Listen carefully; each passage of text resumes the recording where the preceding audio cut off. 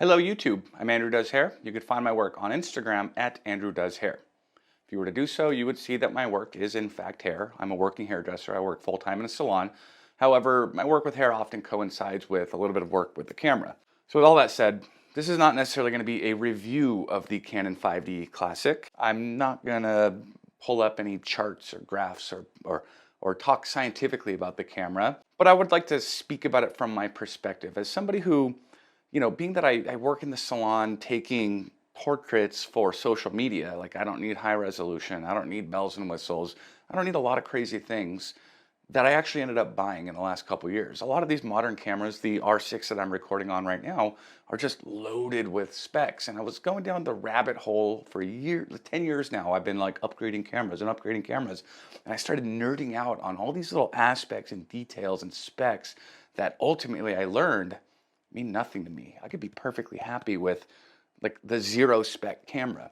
Now I've seen a million reviews and thoughts about the 5D Classic, and I'm just going to add on to the pile of them because one thing I love about watching videos about this camera is it seems to affect everybody a little bit differently. There's a lot of common feelings that people have about this camera, but I feel like the way people become attached to it and find value in it is a little bit different, and that's kind of why I wanted to do this video, because for me, there was the stuff I expected from it, but then there was a lot of stuff I did not expect from it.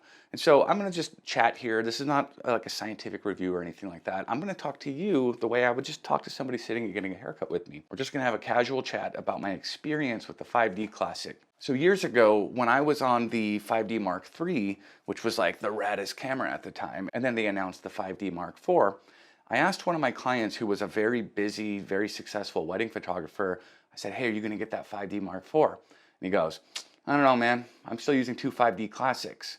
And I was really like shocked by that because I'm like, this guy's making like 100 grand a year shooting weddings, traveling all over the world. And he's working with these ancient cameras.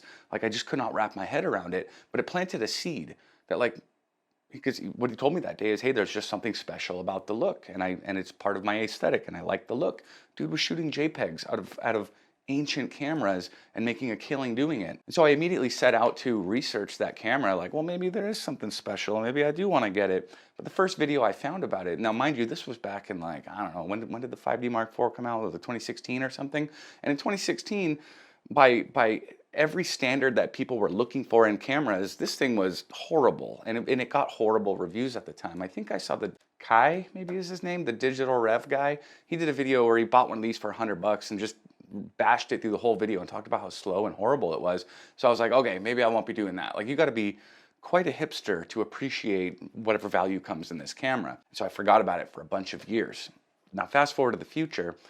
Now, since 2020, I started buying every camera that Canon came out with. Like I had the RP and then the R, and then I landed on the R6 here because I was just looking for just something that I felt like I was missing in photography.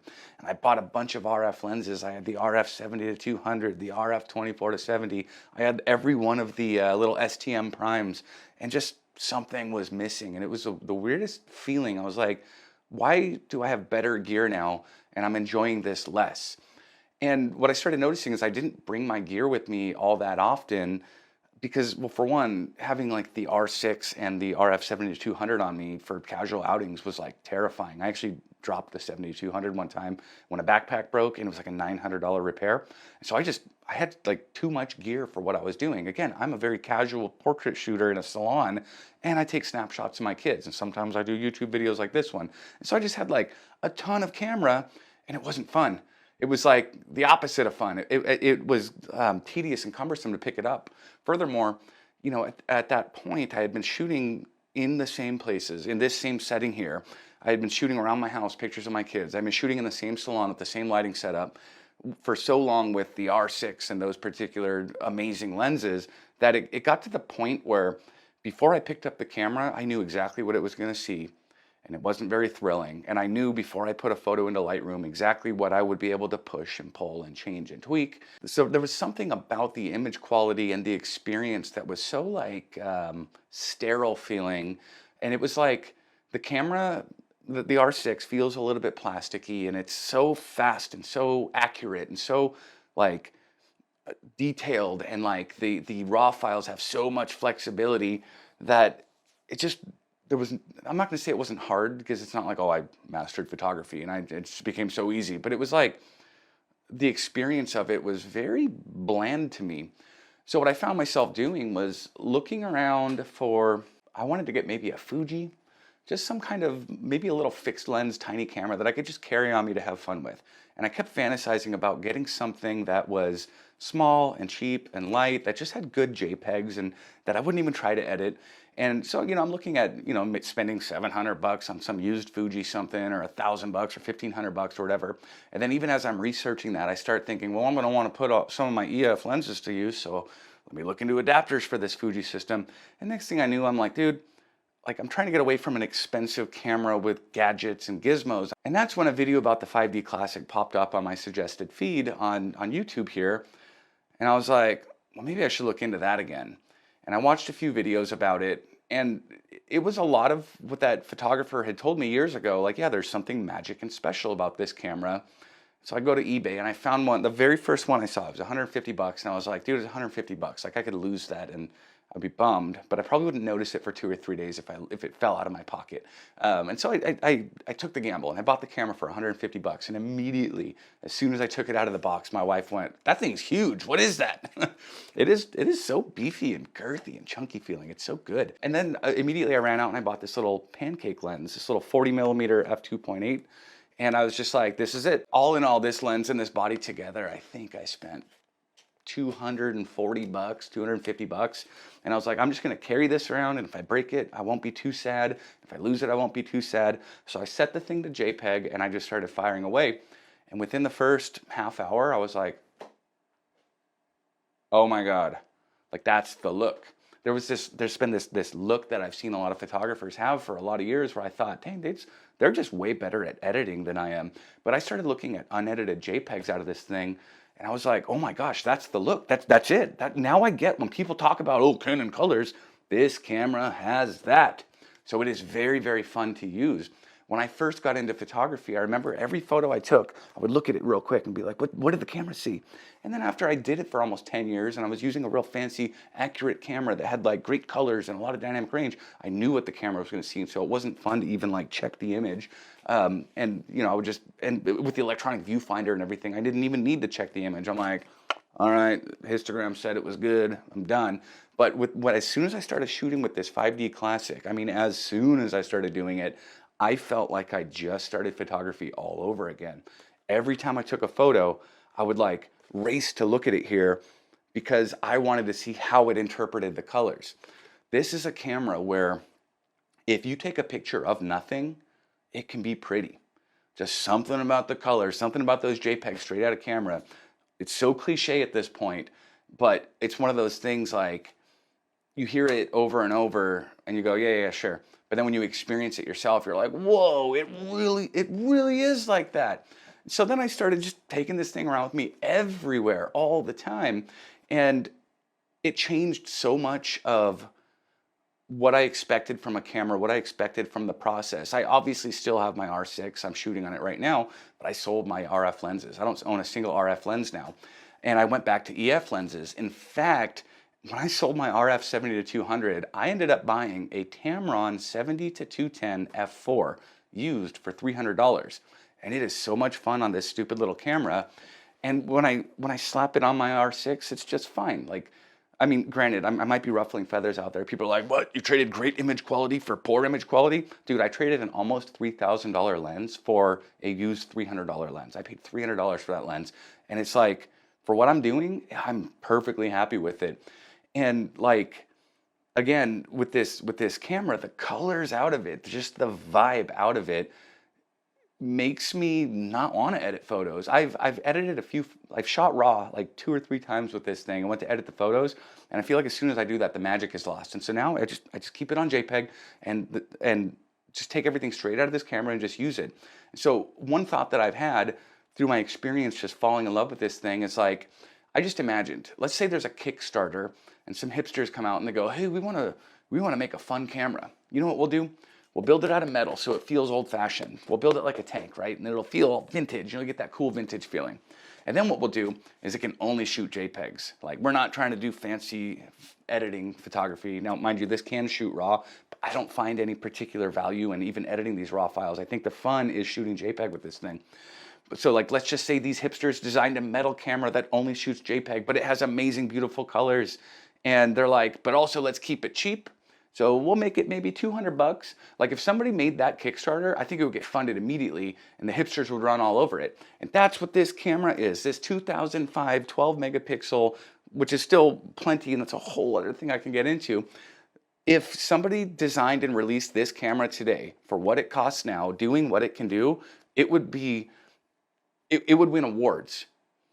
But people be kind of forgetting about this because it's old. But if this was a brand new camera that does everything it does, feels like it feels, looks like it looks, and just has the vibe, and it was what this costs, I'm telling you, it would be like, magazines would drop it. Like, people, I hear people talking about this Ricoh camera lately, and everybody keeps talking about Ricoh. And I'm like, okay, it's still like $1,000 plus, and you know, it's not like, I don't know too much about it. I watched one review on it so far, but it's getting a lot of buzz, and I'm like, dude, what if, again, $200 all metal camera that has beautiful JPEGs and is just fun. You know, in the last couple of years, smartphones have been taking a big chunk of sales off of like real camera companies, and I totally get why. I mean, smartphones are great these days, but I feel like if a camera company was like, hey, we're gonna build this, I think they could take some of that back from the kids who want a fun experience. Actually, that's been a neat thing too. I work next to a young 20-something-year-old cool person, and they're always like doing haircuts for other young 20-something-year-old cool people. And when I started bringing this camera into work, Jake's just like, dude, you got one of those? All my friends are talking about digital vintage. Like, that's like the look now. And like in my generation, like us 30-something-year-olds, for the last couple of years, we've been like, yeah, we shoot film because we like the grain and we like the tones, and it's kind of cool when you get light leaks. And you know, I was a part of all that. I'm a hipster.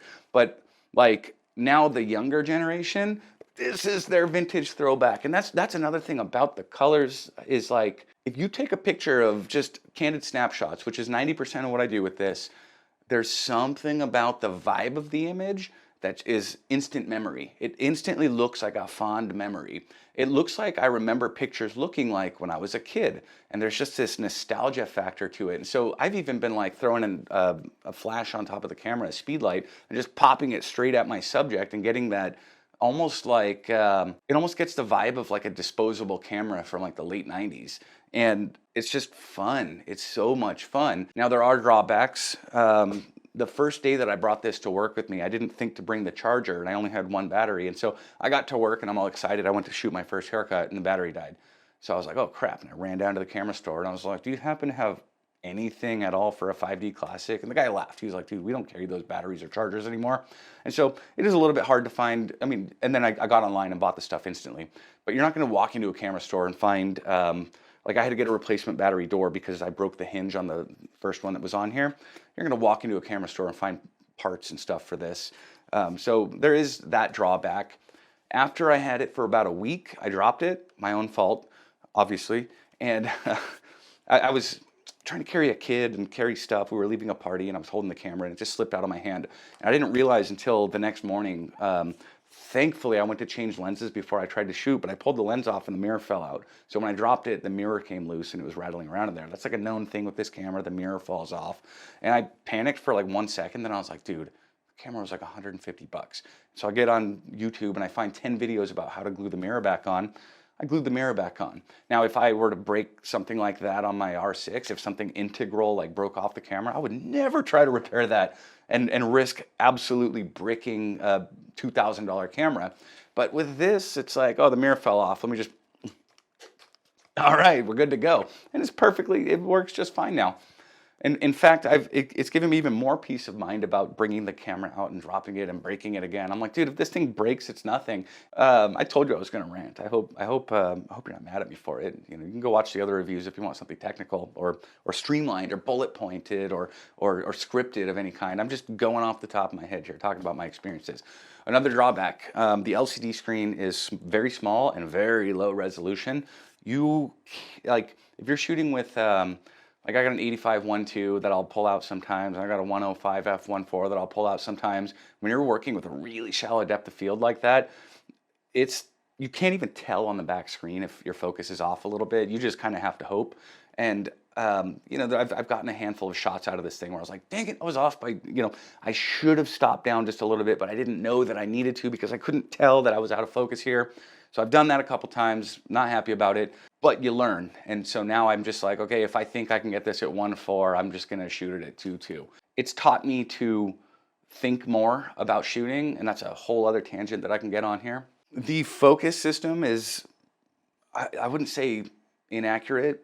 The center point is good. Every other point is bad, just straight up bad.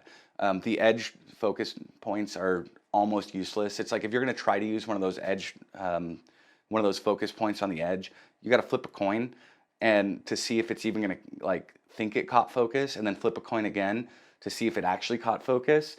I learned pretty quickly to just never use those. So this camera is basically a one autofocus point camera, or something I've been doing a lot lately is just using manual focus lenses with it.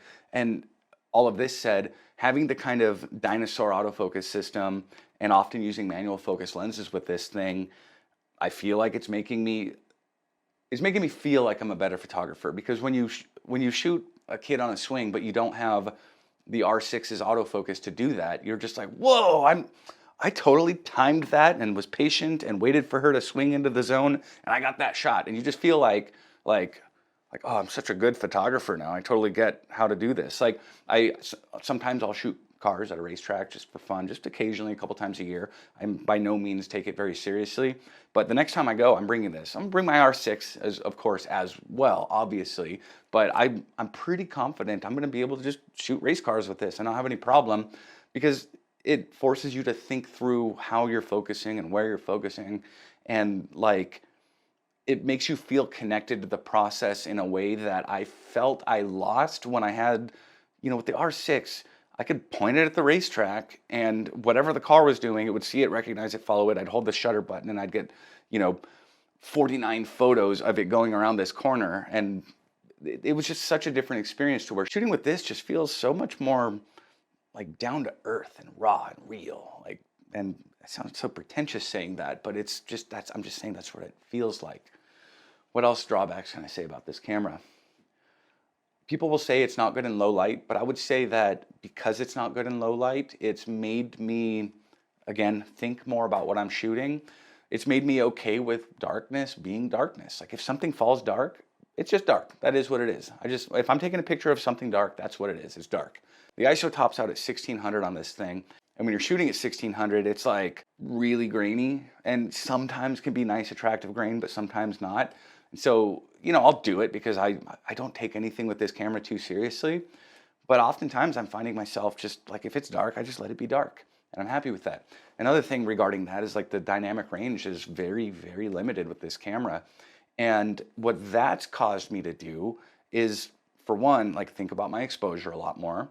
With the R6, it's just like, oh, the dynamic range is great. I can just shoot anywhere and capture anything. What I've noticed shooting with the 5D Classic is if I'm exposing for my highlights and then the whole rest of the scene just falls dark super quick because the dynamic range is on the side, then it makes me really focus on what light is actually happening a lot more than when I'm shooting with a camera that just like captures everything. Now when I go to my R6, I feel like it's just HDR. I'm like, dude, I can see everything.